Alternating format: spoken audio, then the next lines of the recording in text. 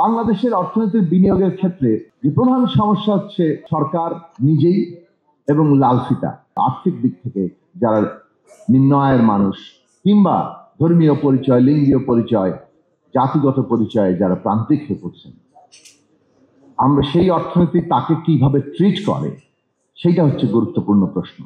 এই প্রশ্নগুলোর জায়গা থেকেই আমাদের বড় অর্থনীতির বিনিয়োগের জায়গাটা দেখা দরকার। বাংলাদেশের অর্থনীতির বিনিয়োগের ক্ষেত্রে যে কথাটা ইতিমধ্যে বলেছেন, আমি তাদের সাথে একমত যে প্রধান সমস্যা হচ্ছে সরকার নিজেই এবং লালফিতা আমলাতন্ত্র, ব্যুরোক্রেসি যেভাবে ব্যবসাকে অনুৎসাহিত করে এখানে, সেইটা যদি বন্ধ না হয় তাহলে আমরা বড় ব্যবসার জায়গাটাতে পৌঁছাতে পারবো না, বড় উৎপাদন ক্ষেত্রের বিকাশের জায়গায় পৌঁছাতে পারবো না।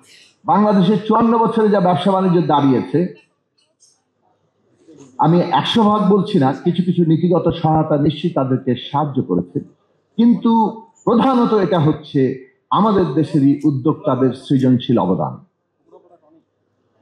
এইখানে সরকার আছে, in spite of the government, এখানে আমাদের দেশের উদ্যোক্তারা যে সৃজনশীলতার সাথে এবং নানান প্রতিকূলতা মোকাবেলা করে দাঁড় করাচ্ছেন, সেটা হচ্ছে সবচেয়ে গুরুত্বপূর্ণ জায়গা।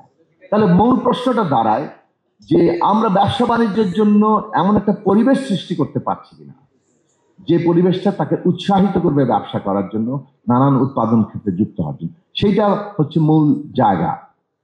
বাংলাদেশের মানুষ ব্যবসা নিজেই দাঁড় করিয়ে ফেলবেন। দুনিয়ার সাথে যে সম্পর্কিত হয়েছে আমাদের দেশের, এমনকি গ্রামের মানুষ পর্যন্ত, তারা এই সৃজনশীলভাবে এটার সাথে যুক্ত হয়ে পড়বেন, নানানভাবে উদ্যোক্তা তৈরি হবে বলে আমরা বিশ্বাস করি, কারণ সেটাই ঘটছে বাংলাদেশে। দরকার হচ্ছে তাদের সহায়ক নীতির জায়গা। ব্যবসা বাণিজ্য করার জন্য ওয়ান স্টপ সার্ভিস হবে কিনা, লাইসেন্স করতে গিয়ে যদি তাকে দৌড়াতে হয়, ঘুষ দিতে হয়, হয়রানির শিকার হতে হয় একটা লাইসেন্স করার জন্য এখন, তাহলে এই পুরো রাষ্ট্রযন্ত্র দিয়ে, যেখানে রাষ্ট্র ক্ষমতায় লোকজন বসে আছে, কিভাবে অন্যের যে আয় করবে তার মধ্যে ভাগ বসাবে। পুরো অর্থনীতিটা কিন্তু ক্ষমতার দিক থেকে এইরকম, বাকিটা হচ্ছে দেখুন যেটা যাকে বলে যে একটু ইনফর্মাল অর্থনীতি, সেখানে আমরা দেখতে পাচ্ছি যে একটা পেট্রন ক্লায়েন্ট রিলেশনশিপ। মানুষ নানান কিছু করবে, ওখানে একদল বখাজীবী আসবে। তারা কারা? তারা পলিটিক্যাল পার্টি, যারা পাওয়ার পার্টি এবং প্রশাসন। তো ফর্মাল এবং ইনফর্মাল সেক্টর দুই জায়গাতেই বখাজীবিতা হয়ে যাচ্ছে আমাদের দেশের অর্থনীতির প্রধান বিষয়।